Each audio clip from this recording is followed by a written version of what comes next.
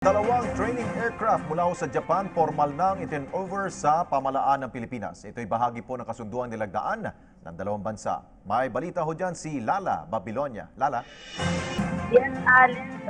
Sinabi kanina ni Secretary of National Defense Delfin Lorenzana na wala munang isasagawang joint patrol ang Pilipinas kasama ang bansang Hapon dahil wala naman umanong mekanismo na magpapahintulot nito. Kasabay nito, sinabi niya ito sa kanina sa opisyal na formal na paglapag sa headquarters ng Naval Air Group sa Sangley Point, Cavite ng dalawang Beechcraft TC-90 mula sa Japan Ministry of Defense o JMOD. Pinangunahan ito ni Japan State Minister of Defense Kenji Wakamiya. At ang proyektong ito ay kaugnay ng naging kasunduan ng dalawang bansa ng Japan at ng Pilipinas na nilagdaan noong Pebrero 29 ngayong taon. Inaasahan namang dumating pa ang tatlo pang units ng TC-90 sa Marso sa taong 2018 o sa katapusan ng taong 2017. Pansamantala munang magbabayad ang pamahalaan ng halagang $28,000 kada buwan para sa mga nakuhang training aircraft mula sa Japan. Ito ay habang inaantay pa ang legal framework na magpapahintulot sa bansang Hapon na mag-donate sa ibang foreign countries.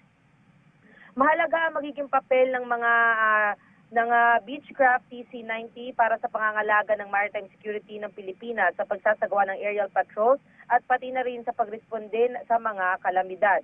Ani Lorenzana, posibleng gamitin ng TC-90 sa loob ng 20 taon habang ina-upgrade ng militar ang kanilang mga kagamitan.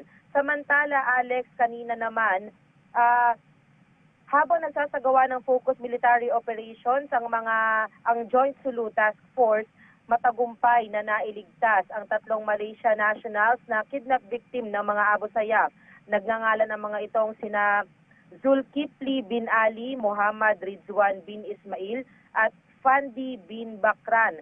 Nailigtas sila kanina sa Barangay Jingan, Panglima, Estino, Sulu. Ang mga naturang kidnap victims ay dinala naman sa ospital sa Sulu para sumailalim sa medical check-up.